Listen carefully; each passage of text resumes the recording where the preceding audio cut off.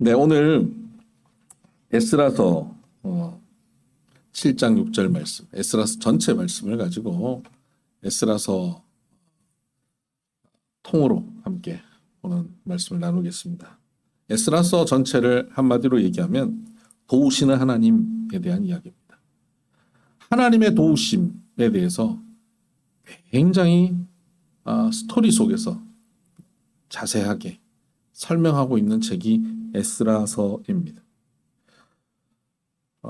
몇 년 전에 코로나 기간이었는데 미국에서 제가 목회할 때 참 가난하고 힘들게 혼자 유학했던 친구가 졸업을 하고 그리고 취업을 했고 그리고 좋은 배우자를 만나서 결혼한다고 한국에 와서 저희 인사를 했던 적이 있습니다. 너무 감사했다고. 그때 유학생활 너무 힘들었을 때, 다 포기하고 싶었을 때, 모든 거 접고 돌아가겠다고 했던 시절이 있었습니다. 그때 저도 힘들고 우리 교인들도 힘들었던 상황이었지만 정말 십시일반 그를 도왔습니다. 그 아이를 도왔고 등록금도 만들어 주기도 하고 그랬습니다. 그때 교인 중에는 이런 사람도 있었습니다. 아니 목사님 도우려고 하면 도울 사람들 걔보다 어려운 사람들 더 많습니다. 그리고 얘 이번에 등록금 한번 도와준다고 해서 이게 해결되는 것도 아니지 않습니까? 근본적인 해결책도 없는데 그거 지금 잠깐 도와준다고 그게 됩니까? 그래요. 자기는 뭐 돈도 안 내면서 주로 그런 얘기를 돈도 안 내는 사람이 하더라고요. 제가 그때 그랬습니다. 돕는다는 것은 근본적인 문제를 해결하는 것이 아닙니다. 돕는 것은 결국 하나님이 도우십니다.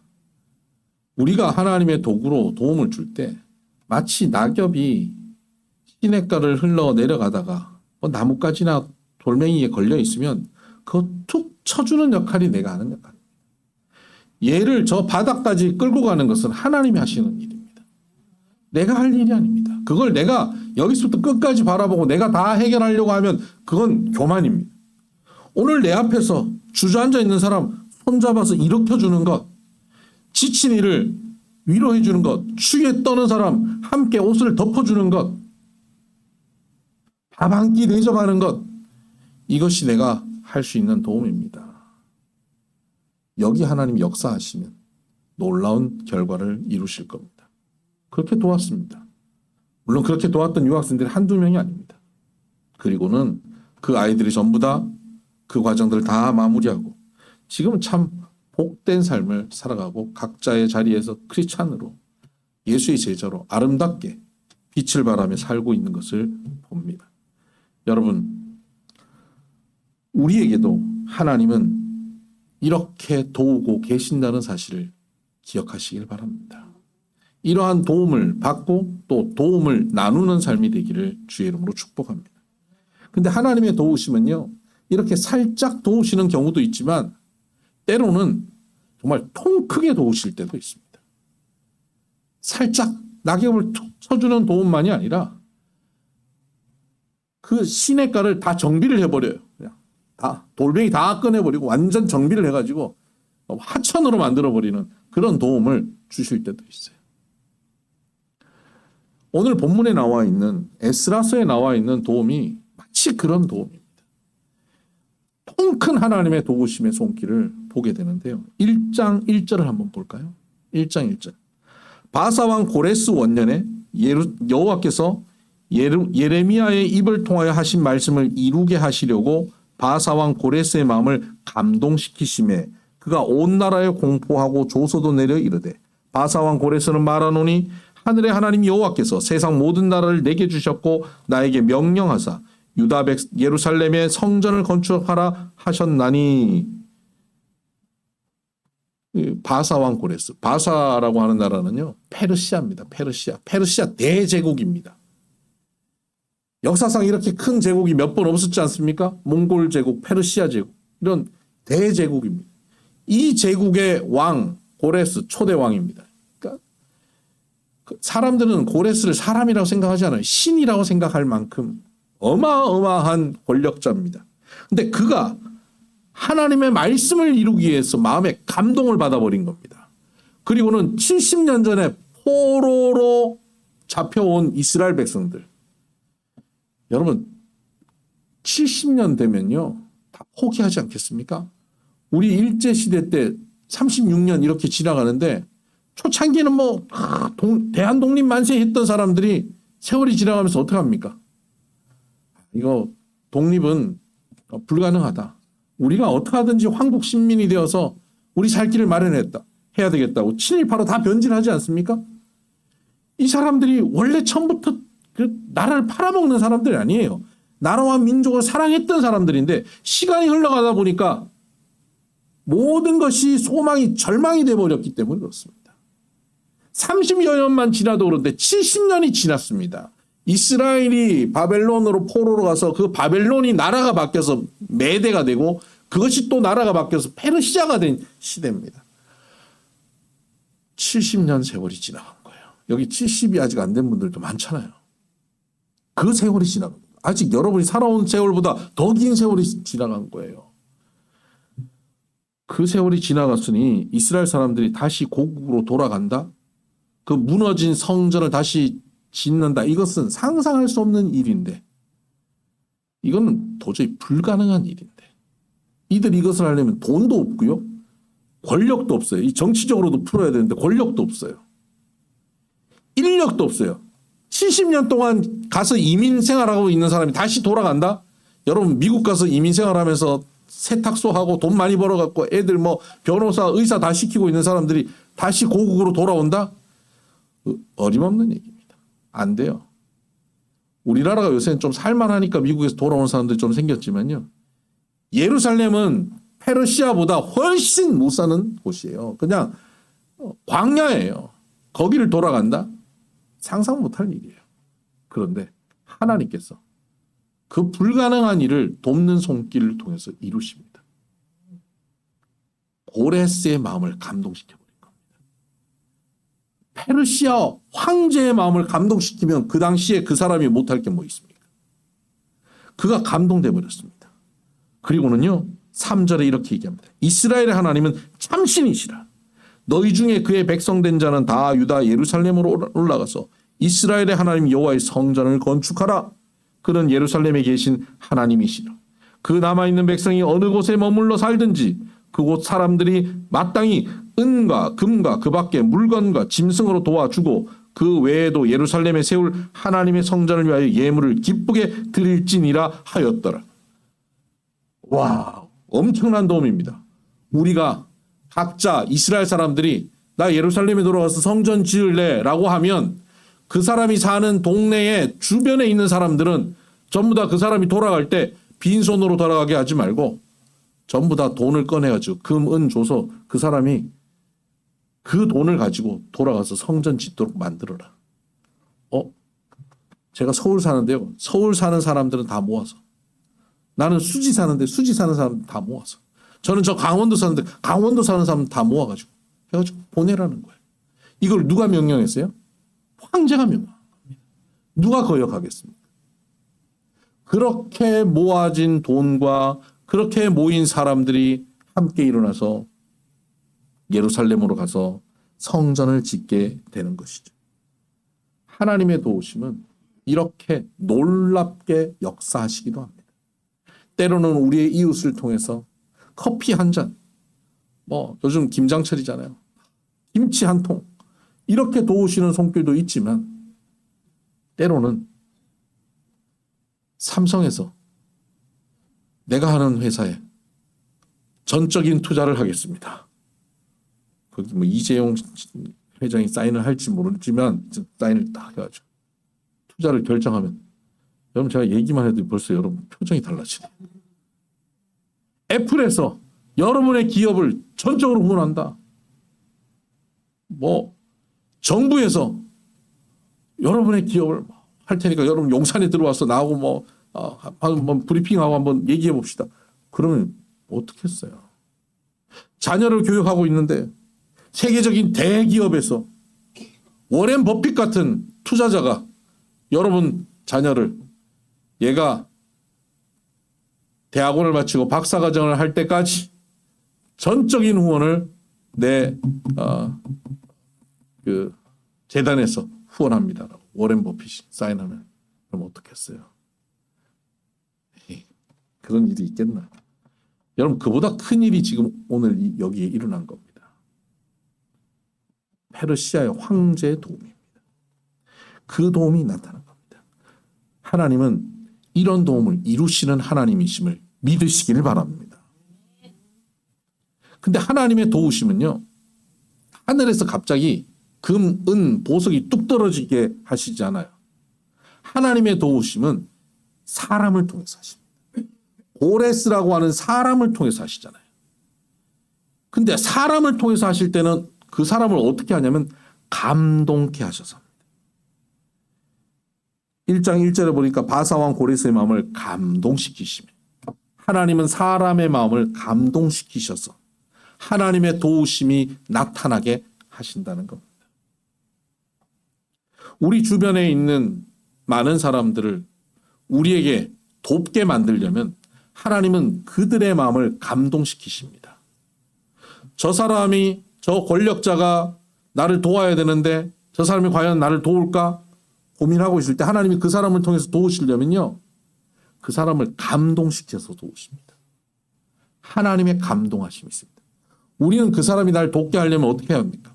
그 사람한테 가서 막 아부도 하고 막 빌기도 하고, 때로는 어떻게 해요? 원래 그렇지 않는데 그런 것처럼 가서 프레젠테이션 막 합니다. 막 이렇게 하면 어떻게 되고 수익률이 어떻게 나오고 막 이러니까 당신이 날 도우면 이 엄청난 당신도 혜택을 볼 테니까 날 도와라. 이게 뭡니까? 이 사기입니다. 사기. 도움을 내가 받으려고, 그 사람을 내가 감동시키려고 뭐 억지로 있지도 않는 것을 막 뻥 튀겨가지고 있는 것처럼 말해가지고 그 도움을 받아내면요, 그 사기예요. 내가 그를 감동시키는 게 아니라 하나님이 그를 감동시키시는 거예요. 물론 표현하죠. 표현도 하지만 표현하고 난 다음 그것을 억지로 그 마음을 감동을 시키도록 연출하는 것을 내가 하면 그게 믿음 없는 거예요. 그게 사기예요. 여러분, 우리 성도들은 이 땅에 많은 이웃들, 많은 사람들의 도움을 받고 살 겁니다. 하나님이 그들을 통해서 여러분을 도우실 거니까. 그러나 그들을 여러분이 연출해서 그 도움을 억지로 받아내는 인생이 되지 않고, 하나님이 그들의 마음을 감동시키셔서 그들을 통하여 하나님의 도우심이 나타나게 되는 그런 삶이 되기를 주의 이름으로 축복합니다.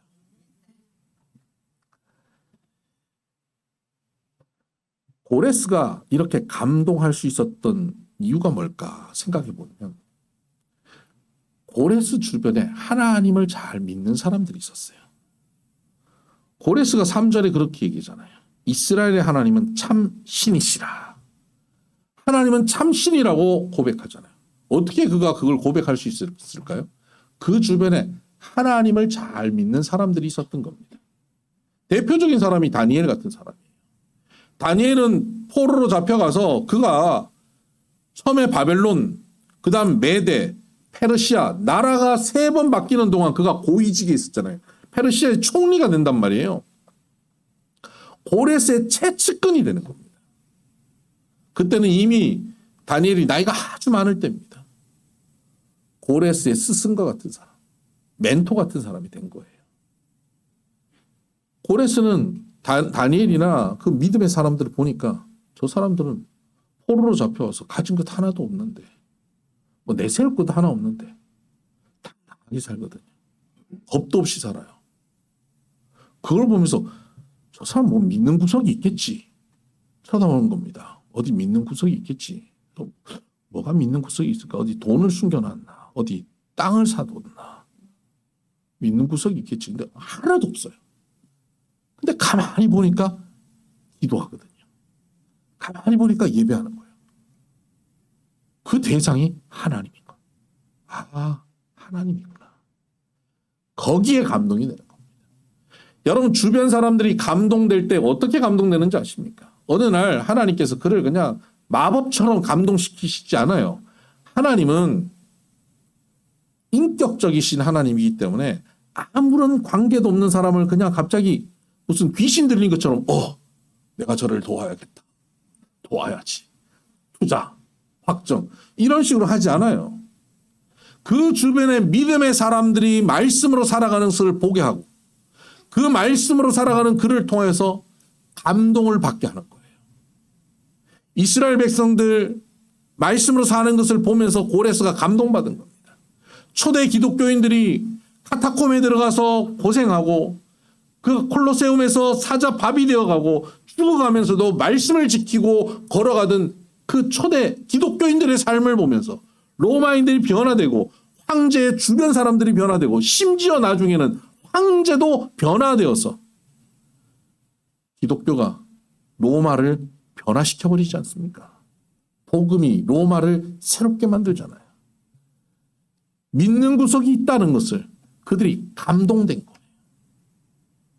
하나님의 말씀을 붙잡고 서 있는 사람들에게 그들의 삶을 보면서 감동된 겁니다. 요셉이 노예로 가서 감옥에 들어가서도 하나님을 붙잡고 사는 모습에 주변 사람들이 감동되었던 것처럼 그래서 그가 나중에 총리가 된 것처럼 다니엘이 그랬던 것처럼 오늘 우리의 삶의 자리에서 우리가 말씀을 붙잡고 믿음으로 걸어가면 우리 주변 사람들은 우리의 삶을 통하여 하나님의 살아계심을 보게 되고 거기에 감동하는 겁니다. 왜 내 주변에 하나님의 도우심이 안 나타나지? 나를 통해서 하나님의 말씀을 붙잡고 걸어가는 믿음의 모습이 보이지 않기 때문에 그래요. 하나님의 도우심을 받기 원하십니까? 하나님의 도우심 풍성히 나타나기를 원합니까? 말씀으로 걸어가야 합니다. 말씀을 붙잡고 믿음으로 걸어가면 주변이 나의 삶을 보고 하나님의 감동을 받게 되는 거예요. 여러분 이것이 나만 그런 게 아니라 우리 주변 사람들이 함께 그러고 우리 한국교회가 함께 그렇게 살아가면 그 중에는 우리 교인들 중에는 대통령실에 있는 사람도 있고 국회의원 보좌관도 있을 수 있고 무슨 삼성의 비서실에 있기도 하고 현대가에 들어가기도 하고 그 사람들이 믿음으로 사는 사람들을 살아가는 모습을 보면서 권력자들이 능력 있는 사람들이 결정하는 사람들이 고레스 같은 위치에 있는 사람들이 사인하게 되는 겁니다. 감동되게 되는 거예요.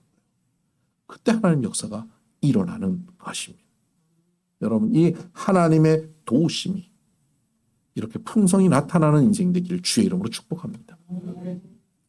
근데 이렇게 하나님의 도우심이 나타나서 이스라엘 백성들이 예루살렘으로 돌아가 성전을 재건하기 시작하는데 어느 날 갑자기 성전의 기초를 딱 놓고 재건을 시작하는 그 시점에 멈춥니다. 건축을 멈춰요.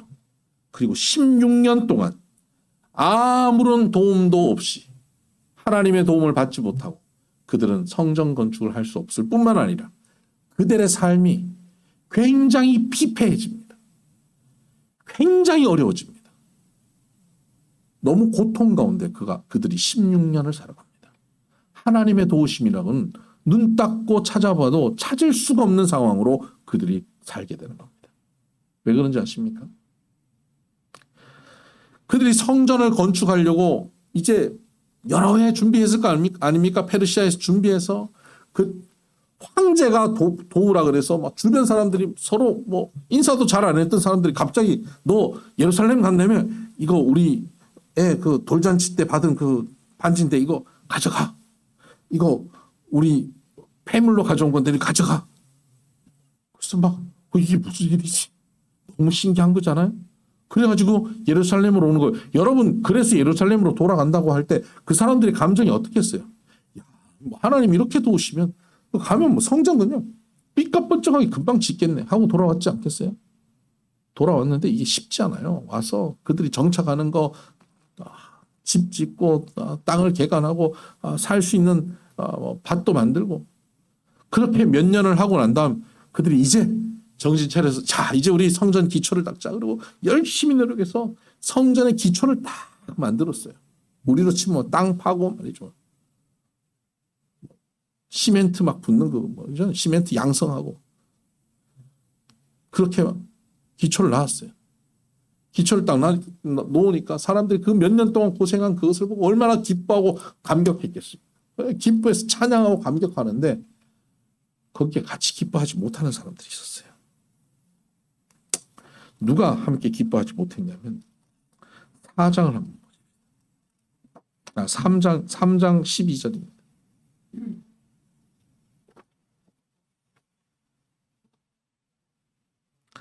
제사장들과 레위 사람들과 나이 많은 족장들은 첫 성전을 보았으므로 이제 이 성전의 기초가 놓임을 보고 대성통곡하였으나 여러 사람은 기쁨으로 크게 함성 지르니 백성이 크게 외치는 소리가 멀리 들리므로 즐거이 부르는 소리와 통곡하는 소리를 백성들이 분간하지 못하였더라. 통곡을 하네요. 대성통곡하는 사람도 있어요. 왜 이 사람들이 대성통곡했냐면요. 딴 사람들은 70년 동안 포로로 잡혀가서 거기서 어릴 때 포로 잡혀갔거나 아니면 거기서 태어났거나 이런 사람들이 온 거예요. 뭐 30대, 40대들이 주로 일했을 테니까 그 사람들이 오니까 성전은 본 적이 없잖아요. 근데 이 중에 나이 많은 사람들이 있어요. 이 사람들은 포로로 잡혀갈 때 성전을 봤어요. 솔로몬이 지었던 그 어마어마한 성전을 봤고 그 성전에 들어가서 어른들 예배 드릴 때 뛰어놀았던 친구들이에요. 그 사람들이 돌아와서 성전을 짓겠다고 큰 마음을 가지고 돌아와서 기초를 딱 놨는데 기초를 딱 보니까 예전에 그 성전에 비하면 너무너무 초라하거든요. 우리가 그 큰 성전 다 무너뜨려 놓고 이제 와서 다시 짓는다고 해도 이렇게 초라한 성전밖에 못 짓는구나. 이게 뭐야? 이게 뭐 하는 짓이야? 이거 짓는다고 뭐가 달라지겠어? 그리고 대성통곡한 거. 모두 다 기쁨으로 즐거움으로 기대감으로 찾는데 저걸 가지고 즐거워하네. 저 뭣도 모르는 것들은 저걸 가지고 기뻐하네. 하고 판단하는 사람, 비판하는 사람, 불평하는 사람, 부정적인 사람. 그것 때문에 우울해하고 슬퍼하는 사람들이 있었던 겁니다. 여러분, 좋은 분위기에서 한두 사람이 그 분위기를 흐리기 시작하면요. 그 공동체가 같이 흐려지는 거 아십니까? 긍정적이고 좋은 분위기를 끌고 가려면 굉장한 에너지를 들여서 몇 년을 걸쳐서 그것을 끌고 가는데 부정적인 분위기로 끌고 가는 것은 한두 사람이 몇 주 만에 그것을 만들어 버립니다. 회사도 그렇고요. 집안도 그래요. 교회도 그렇습니다. 제가 필요 세우고 필요 학교를 세워서 여기까지 끌고 오는데도 그랬어요. 열심히 분위기를 만들어놨는데 한두 명이 분위기를 흐려버리면 학교 분위기가 완전히 무너져 버려요. 얼마나 어려운지 모릅니다. 사단 마귀는 그렇게 공동체의 분위기에 의심이 들고 불평이 들고 염려가 들고 슬픔이 들어왔을 때 사단 마귀는 지금이다라고 공격합니다. 여러분, 사단 마귀는 전지전능하지 않아요. 사단 마귀는 자기의 한계가 분명히 있어요. 힘이 분배해서 써야 돼요. 여기 공격하면 저쪽에 공격 못해요. 그래서 사단 마귀는 적절한 공격할 타이밍과 공격할 대상을 늘 모색하고 있어요. 우는 사자처럼 삼킬 자를 찾아 두루 다닌다 그랬잖아요. 이렇게 보는데 저쪽에서 갑자기 슬퍼하고 저쪽에서 비판하고 저쪽에서 부정적이고 불평하는 모습이 딱 보이면 됐다. 저기다. 집중 공략해라. 그러고 사단마귀의 힘을 모아서 거기를 공략합니다. 이스라엘 백성들이 기초를 넣고 슬퍼하고 나니까 거기를 공략하기 시작합니다. 슬픔의 분위기, 부정적인 분위기, 비판의 분위기. 그 분위기에 공격이 들어옵니다. 주변에 안 그래도 성전 짓는 거 불평하던 주변 세력들이 있었어요. 이방 세력들. 그 사람들이 이들이 성전 짓는 것을 보면서 이 사람들이 강력해지면 자기들이 위협받을 것 같아가지고 페르시아 황제에게 편지를 쓰는 거예요. 상소, 우리로 치면 고소 고발하는 거예요. 보도하는 거예요. 어떡합니까? 편지를 써가지고 여기 이 사람들이 이 성전을 짓는데요. 이 성전 지어가지고 자기들끼리 힘길러서 아마 황제에게 세금 안 내려고 할 겁니다. 근데 이것이 여기서 끝나는 것이 아니라 이걸 보고 주변의 다른 민족들도 보고 흉내내가지고 다른 민족들도 세금 안 내면 어떡하겠습니까? 큰일 납니다. 이것을 막아야 됩니다라고 황제에게 편지를 보낸 겁니다. 그 사이에 고레스 황제가 바뀌었습니다. 이들을 보냈던 고레스 황제는 죽었고 그 다음 다른 황제가 그곳에 있었던 겁니다. 편지를 받았어요. 그래? 이거 큰일 났네. 야, 그거 당장 멈추라 그래. 멈추게 합니다. 근데 공무원들이 와갖고 막 성전 지으려고 하는데 공무원이 막 달려온 거 삐삐삐 멈춰요 멈춰. 이 허가가 안 난 겁니다. 그랬어요. 아니 허가가 안 나다니 고레스 황제가 허가한 건데 아니 이게 말이 됩니까? 허가가 안 나더니 황제 폐하께서 이 멈추라 그랬습니다. 여러분 그럼 정상적으로 어떻게 해야 되겠습니까? 이거 말은 안 됩니다. 이 고레스 황제가 하라 그런 겁니다. 이 보세요. 이 문서 보세요. 하고 이 같이 재판해야 되지 않겠어요? 근데 그들이요 주눅 들어버립니다. 멈춰야 되는구나. 이거 뭐 이렇게까지 황제의 명을 어겨가면서 주변 사람들의 공격을 받으면서 이걸 굳이 이렇게 지어야 될 일인가? 뭐 지어봐야 옛날 그 성전에 비할 바도 못 된다는데 에이 관두자 하고 멈춰버린 거예요. 그러니까 그들이 처음에 열심히 지으려고 했던 그 분위기가 통곡한 사람들 몇 명 때문에 분위기가 흐려졌고요. 거기에 사단마귀의 공격에 그들이 쉽게 무너져 버린 거예요. 그리고 멈춰버립니다. 나중에 기회 있으면 하지. 여러분 나중에 기회 있으면 하지 이런 사람들은 안 한다는 겁니다.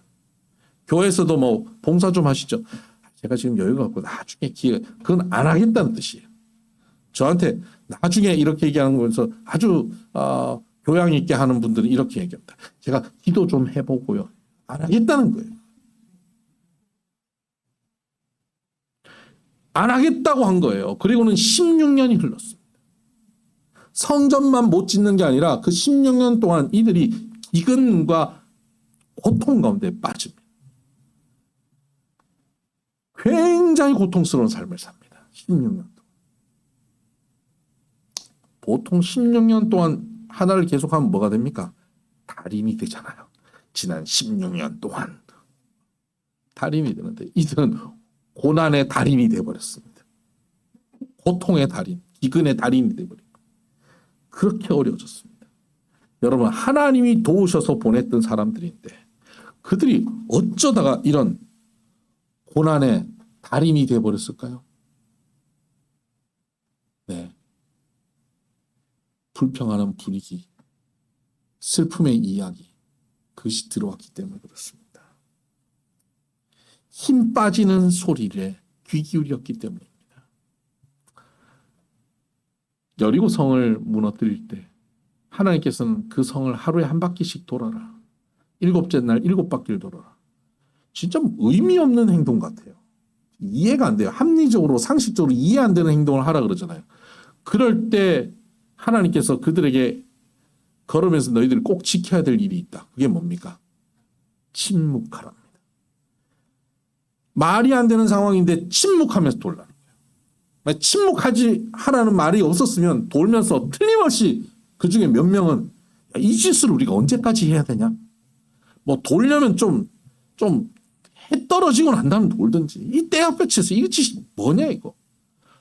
모세가 우리를 인도할 때는 이런 짓은 안 시켰지 않냐? 저 여호수아가 지금 집권하더니 이런 일을 한다 하고 불평하는 사람들이 틀림없이 있었을 겁니다. 그런데 그 불평의 생각이 왔지만 입으로 못 낸 겁니다. 하나님 못하게 한 겁니다. 왜요?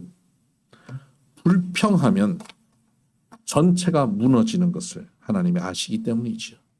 하나님의 도우심이 차단되는 일이 바로 거기에서부터 시작되기 때문입니다. 오늘 우리의 삶에 하나님의 도우심이 나타나는데 그 도우심을 차단하는 일이 어디에 있는지 아십니까? 부정적인 말, 불평하는 말, 의심하는 말, 슬퍼하는 말에 있습니다. 안 돼. 이러다가 큰일 나. 죽을지도 몰라. 내가 하는 일은 다 안 되는 거야. 내가 원래 재수가 없어. 내가 사주가 안 좋다 그랬어. 나 어릴 때 어느 스님이 나 그렇게 산다 그랬어. 이번에 삼재 같은데. 내가 당신을 만났어 그래. 그때 궁합 봤을 때 그때 하지 말라 그랬는데 내가 해가지고. 여러분 그런 말에 휘둘리기 시작할 때 우리는 하나님의 도움을 받지 못하게 됩니다. 애기 엄마들이 제일 주의해야 될 교육의 현장에서 제일 주의해야 될 자리가 어딘지 아십니까? 놀이터입니다. 놀이터에서 옆집 아줌마의 말 한마디가 행복하게 살던 집에 풍파를 일으켜버립니다. 여러분 저희는 저희 아이들 키울 때 진짜 조기 교육 이런 거 생각도 안 하고 키웠습니다. 애들 초등학교 들어갈 때 한글을 떼지 못하고 들어갔습니다. 심지어는요 우리 둘째는 우리가 미국 살다가 한국에 잠깐 방문했을 때입니다. 어떤 일이 있었냐면 얘가 유치원 나이 때인데 한국에 잠깐 방문했어요. 우리가 LA 쪽에 살았기 때문에 우리가 다 단층에 살았거든요. 그래서 엘리베이터를 별로 경험해 본 적이 없어요. 근데 한국 오니까 다 엘리베이터잖아요. 엘리베이터를 딱 탔는데 제 아내가 뭐 다 짐을 들고 뭐 이렇게 있고 뭐 있으니까 뭐 배를 이 버튼을 못 누르잖아요. 그래서 우리 둘째한테 그랬어요. 혜우야 1층 눌러. 그랬더니 우리 혜우가 우리 둘째가 이랬어요. 나 1 몰라. 저희는 그게 너무 귀엽고 너무 예쁘고 너무 사랑스러웠어요. 그런데요. 그렇게 사랑스러운 가정인데 옆집 아줌마를 만나고 우리 애는 구구단을 해요. 이러면 집에 들어오면 1 몰라 하는 애가 얼마나 밉상이겠어요. 너는 1도 모르냐. 누구는 구구단을 한다. 저희 첫째는 말이 늦었어요. 말을 지금도 느려요. 말이 늦었는데요. 첫째 저희 형님의 딸이 저희 첫째랑 같은 해에 태어났어요. 몇 달 일찍 태어났어요. 딸이니까 또 얼마나 빠르겠어요. 근데 명절에 딱 모이면 저희 애는 아직 말도 잘 못해. 엄마 아빠 뭐 이 정도밖에 못하는데 저희 형님 딸은 영어로 노래를 했어요. 내려갈 때는 신나게 내려가는데 올라올 때는 말이 없었어요. 우리가 다. 여러분 주변의 사람들이요 우리를 불안하게 만들고 우리를 염려하게 만들고 되게 행복하고 기쁘고 사랑스럽고 즐거운 거예요. 1 몰라 이거 얼마나 사랑스럽습니까? 그렇다고 저희가 지금도 1 모르진 않습니다.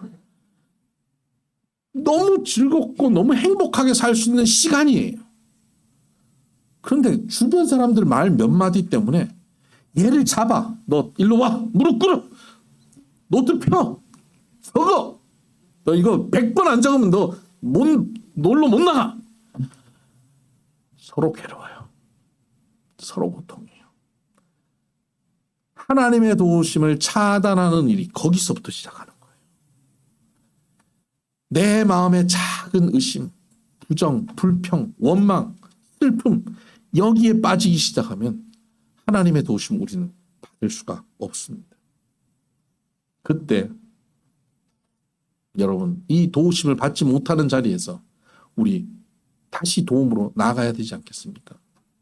도움으로 나아가기 위해서 16년 만에 이스라엘 사람들에게 하나님의 도우심이 나타나기 시작하는데 그 도우심의 시작이 어디냐면요.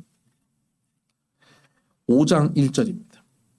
16년이 흐르고 난 다음 5장 1절 선지자들 곧 선지자 학개와 이도의 손자 스가랴가 이스라엘의 하나님의 이름으로 유다와 예루살렘에 거주하는 유다 사람들에게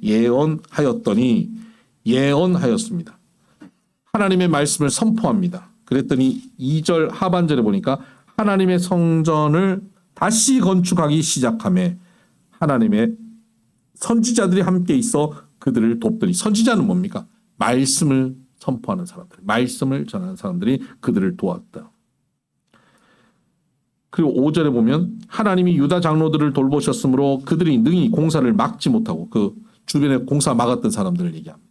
그들이 막지 못하고 이 일을 다리오에게 아뢰고 그 답장이 오기를 기다렸더라. 하나님의 도움이 다시 나타나는데 어떻게 나타나냐면 하나님의 말씀을 전하는 학개스가랴 선지자들을 보내기 시작합니다. 말씀을 듣게 하는 겁니다. 16년 동안 아무것도 못한 실패자, 패배자 같은 사람들이 말씀을 들었는데 말씀 듣고 다시 일어나서 시작하네요. 저 사람 다시 못할 사람이야. 저 불가능해. 끝났어. 라고 하는 사람들인데 말씀을 들으면 끝난 게 끝이 아니에요. 절망인데 말씀은 소망을 줍니다. 지쳐있는 이가 말씀을 들으면 힘이 납니다. 병든 이가 말씀으로 회복됩니다. 죽은 자가 말씀으로 살아납니다. 무너진 땅이 말씀으로 회복되는 줄 믿으시길 바랍니다. 분열되고 찢어진 가운데 말씀으로 하나 되는 역사가 일어나는 것입니다. 하나님의 도우심은 다시 시작될 때 말씀을 들려주십니다. 그리고 말씀을 들은 이들이 다시 건축을 시작합니다. 16년 만에 말이에요. 여러분 지나다니다 보면 빌딩 짓다가 완전히 폐건물 돼 있는 거 있잖아요. 산소에 막 폐건물 같은 저거 어떡하나 저 흉가 같은 거. 딱 그런 거예요. 거기를 16년을 그 폐건물처럼 둔 그것을 다시 짓기 시작하는 겁니다. 맨 땅에서 다시 하는 것보다 그게 더 어렵습니다. 웬만한 용기로 못합니다. 그것을 하는 겁니다. 무엇에서 시작되는 겁니까? 말씀에서 시작됩니다. 여러분, 여러분의 삶에 용기가 필요합니까? 하나님의 도움이 필요합니까? 새로운 시작이 필요합니까? 말씀에 귀 기울이시기 바랍니다. 여러분의 말씀이 들리기 시작하면 하나님의 도우심이 나타나고 있다는 겁니다. 그러니까 뒤도 돌아볼 필요 없이 나아가면 돼요. 그 말씀을 의지하여 전진하시면 되는 겁니다. 그들이 페르시아 왕에게 상소를 합니다. 이 예전에 고소 고발건으로 그들이 무너졌잖아요. 그들이 항소하는 거예요. 페르시아 왕이 또 그 사이에 또 바뀌었습니다. 다리오로. 보낸 겁니다. 보냈더니 다리오 왕이 그것을 보고 그래? 고레스 황제께서 이런 일을 했는데 그동안 못 지었단 말이야? 그 문서 한번 찾아봐. 궁궐의 문서 창고에서 도서관에서 문서를 찾아온 거예요. 여기 있습니다. 그런데 왜 안 지은 거야? 빨리 지으라 그래. 그리고는 고레스가 다시 판결을 내리고 편지를 보냅니다. 6장 8절입니다. 6장 7절부터 봅시다. 하나님의 성전 공사를 막지 말고 유다 총독과 장로들이 하나님의 이 성전을 제자리에 건축하게 하라라고 명령하고요. 8절에 내가 또 조서를 내려서 하나님의 이 성전을 건축함에 대하여 너희가 유다 사람의 장로들에게 행할 것을 알리노니 왕의 재산 곧 유브라데 강 건너편에 거둔 세금 중에서 그 경비를 이 사람들에게 끊임없이 주어 그들로 멈추지 않게 하라. 할렐루야. 왕의 세금을 그들이 다 쓰게 하라는 거예요. 9절 또 그들의 필요로 하는 것 다 주라는 겁니다. 9절 하반절 끝에 보면 어김없이 날마다 주어라. 날마다. 10절 그들이 하늘의 하나님께 향기로운 제물을 드려 왕과 왕자들의 생명을 위하여 기도하게 하라. 그렇게 다 줘서 그들이 나를 위해서 기도하게 하라는 거. 엄청난 지원을 받기 시작합니다. 학개스가랴를 통해서 말씀을 듣기 시작하면서 말씀에 귀 기울이고 말씀에 용기 내서 일어나니까 어마어마한 도움이 다시 시작되는 겁니다. 의심하고 불평하고 원망하고 슬퍼하니까 도움이 끊어졌는데 다시 말씀 들으니까 도움이 시작되는 겁니다. 그리고는 그들이 성전을 짓고 난 다음 또 그들이 죄에 빠져서 헤맬 때 하나님께서는 페르시아에 살던 정말 유명한 왕의 책사, 왕의 멘토였던 에스라 선지자를 또 많은 백성들과 함께 예루살렘으로 보내서 그들을 통해서 또 말씀을 전하게 하고 또다시 그들이 죄에서 벗어나 부흥케 하여 주십니다. 하나님의 도움이 끊어질 때마다 하나님은 스가랴, 에스라 같은 하나님의 사람들, 말씀의 사람들을 보내서 말씀을 듣게 하고 말씀 속에서 그들이 일어나게 하고 하나님의 도우심이 나타나게 하셨습니다. 여러분, 하나님 도우심이 필요하시죠? 하나님 도우심을 받고 살아가기 원하시죠? 세상의 누구의 도움이 아닌 하나님의 도우심을 받기 원하신다면 말씀에 귀 기울이고 말씀을 귀한지 여기고 말씀을 소중히 여기시기를 바랍니다. 아침마다 7시에 시작되는 그 10분의 짧은 말씀이 하나님의 도우심을 받는 통로라는 사실을 믿으시고 아침에 들어오시고 수요 예배 참석하시고 금요 성경 공부하시고 주일 예배 빠지지 않고 나오시고 제가 이제 앞으로 주일 오후에도 성경 공부반을 좀 만들어 낼 텐데요. 거기에 또 참여하셔서 말씀에 집중하시고 말씀에 귀 기울이면 하나님께서 우리를 통하여서 하나님의 놀라운 역사를 하나님의 도움의 역사를 이루어 가신다는 사실을 기억하시고 그 도움으로 승리하는 인생 되기를 주의 이름으로 축복합니다. 기도하십시다.